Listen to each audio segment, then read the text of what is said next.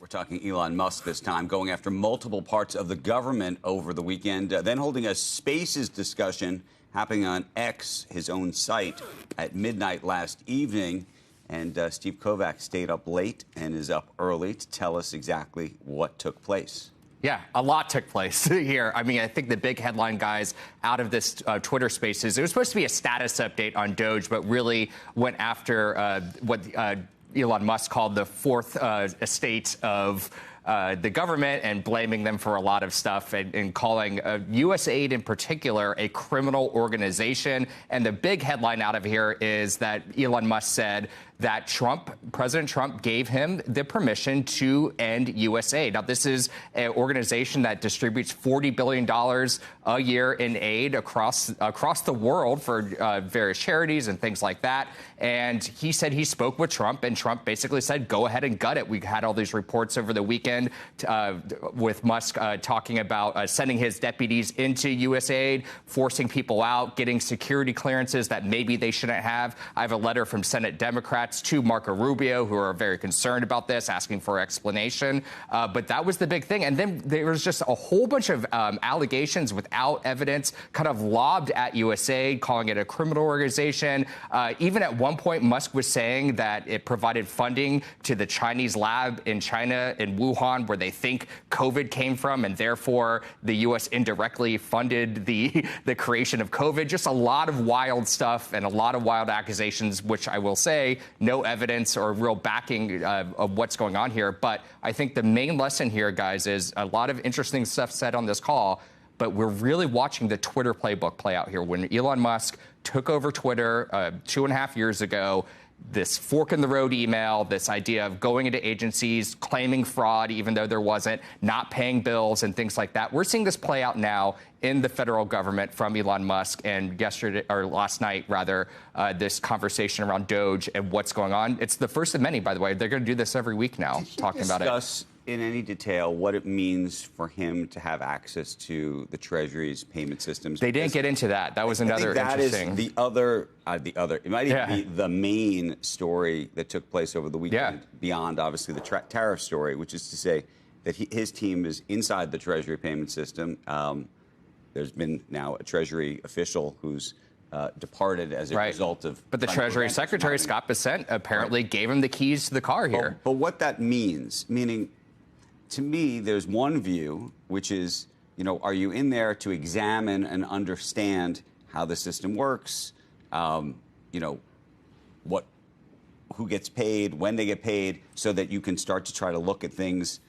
Or is it that they're actually looking and specifically, pressing the toggle, saying off, we're not, that payment off, this payment on, that payment off, this. And there was some allusion and how much to that. Authority he has to do that. There was talk over the weekend. There's this Lutheran Social Services. I don't know if you saw that, Mike Flynn making note of that.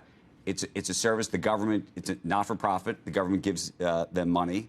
They give money for refugees, for folks who have autism. They do, the United States has outsourced to not-for-profits around the country all sorts of work. Right. And so the question is whether this group, sort of on an ad hoc basis, has unilateral control to say, you know what, we're going to pay that, we're not going to pay that, like that. It wasn't direct.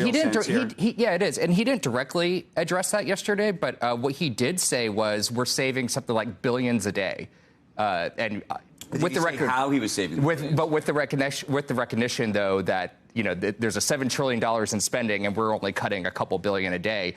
That was the only thing I saw that could be it. Again, he gave no details on that, but that was the only thing I saw, that they're going through these outflows of payments from the Treasury, right? And saying, okay, let's kill this one, let's kill this one, let's kill this one. It's just, I mean, there are so many questions about how this was appropriated when it went through Congress.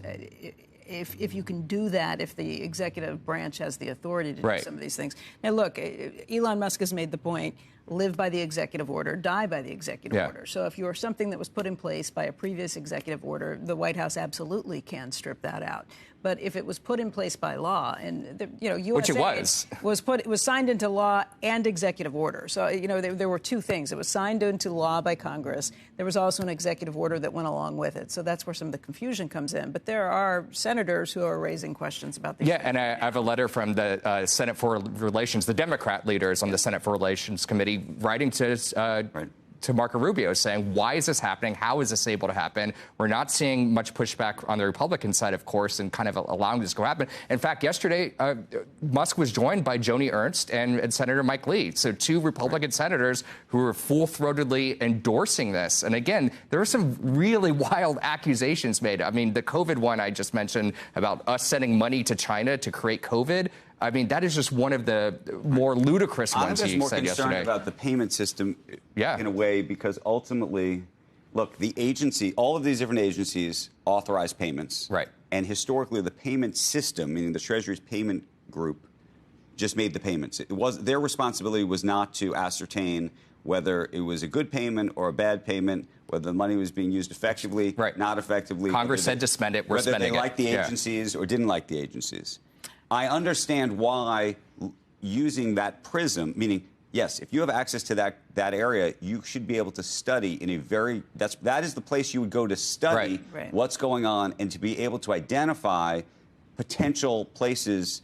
But then the question It sounds like they're going a step further, right? But I guess where I'm going is you should be able to, the good news is you can identify stuff that you may think is suspect or shouldn't be paid or whatnot. Right. And then the question is, are you supposed to, I think, from a protocol perspective, go back to the agency that authorized said payment for whatever reason and say you shouldn't be making said payment? And then, obviously, there'll be a fight and debate. And that's bureaucratic. I get that.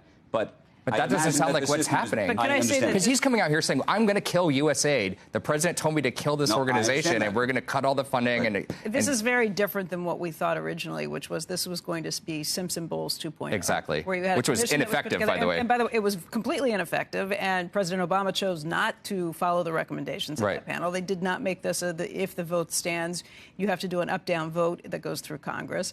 That's what I thought we were going to be dealing with.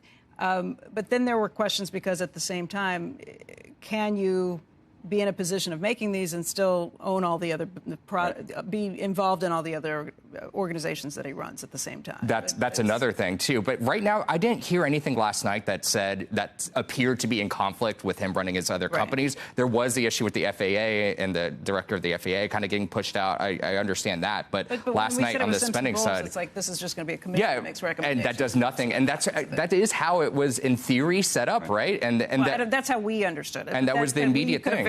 Obviously, we did not get it. And we thought Congress would have an appetite to protect its spending power, and it's not doing that. It is kind of taking a back seat and letting this happen. And